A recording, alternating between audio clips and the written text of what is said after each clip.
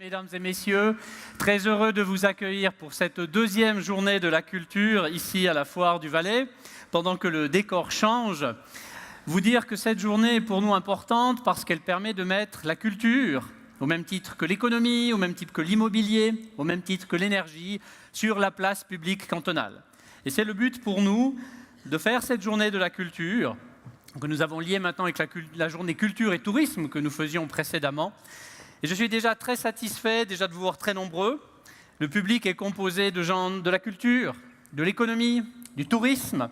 On a multiplié par 5 le nombre de Haut-Valaisans qui sont présents dans la salle. Ich bin sehr stolz und sehr froh über das. Merci vielmals. Et les médias sont là, suivent cette activité culturelle. Et ça, c'est très important pour pouvoir diffuser ce message culturel qu'on essaye de faire passer au niveau du canton. Voilà, pour cette petite introduction. Bruno, où est la zapette?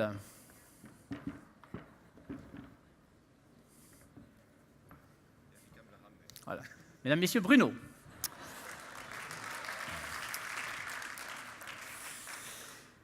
Au nom de Culture Valais, au nom de l'association culturelle et Kulturvalis, vous dire en quelques mots ce que nous sommes, ce que nous faisons.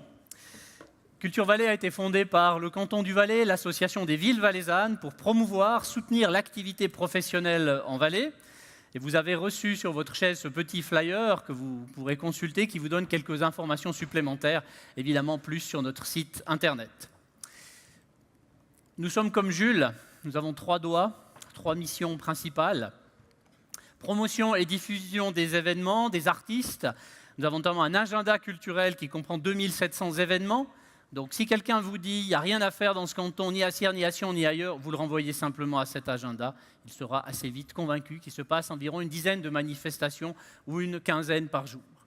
Notre but, c'est aussi de mettre en réseau les acteurs touristiques, culturels. C'est ce que nous faisons aujourd'hui avec cette journée de la culture. Et nous avons beaucoup développé nos relations avec Valais Valis Promotion, avec les offices du tourisme, pour justement atteindre cette mise en réseau.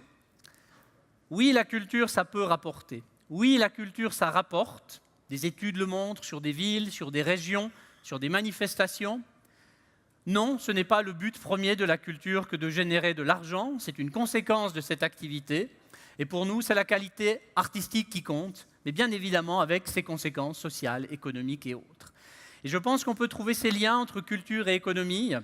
Il y a peut-être des logiques différentes, mais vous verrez, on a essayé de rassembler au travers de ce thème, culture et économie en pratique, on a essayé de jouer sur la carte de l'innovation, parce qu'on pense que c'est ça qui rapproche aussi les acteurs culturels et économiques, et puis sur la carte de l'entrepreneuriat.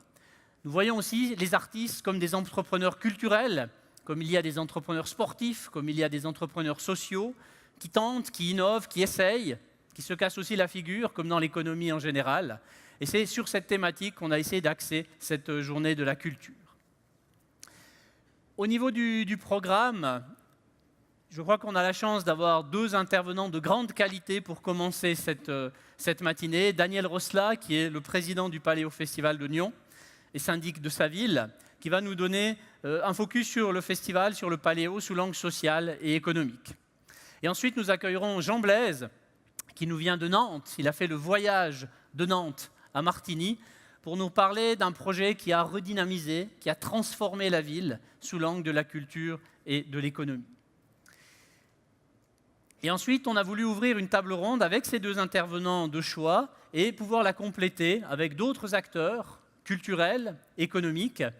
En complément, Karine Perraudin, qui est donc présidente du groupe Mutuel et de Valais Valis Promotion. Vincent Rizen, qui est directeur de la Chambre valaisanne de commerce et d'industrie. Et enfin, Francesco Walter, qui est directeur du Musikdorf Festival à Hernen. Cette table ronde sera animée par Sandra Jean, que je remercie déjà, qui est directrice des rédactions du Nouvelliste. Voilà pour ce qui est du programme. Est-ce qu'il vous convient? Est-ce que vous restez? Très bien. Je crois vous avoir tout dit à ce stade. Et sans plus attendre, je passe la parole à celui qui est chevalier des arts et des lettres, à celui qui fut responsable des events pour Expo 02, à celui qui est syndic de sa ville de Nyon et président du Paléo Festival. Daniel, tu as la parole.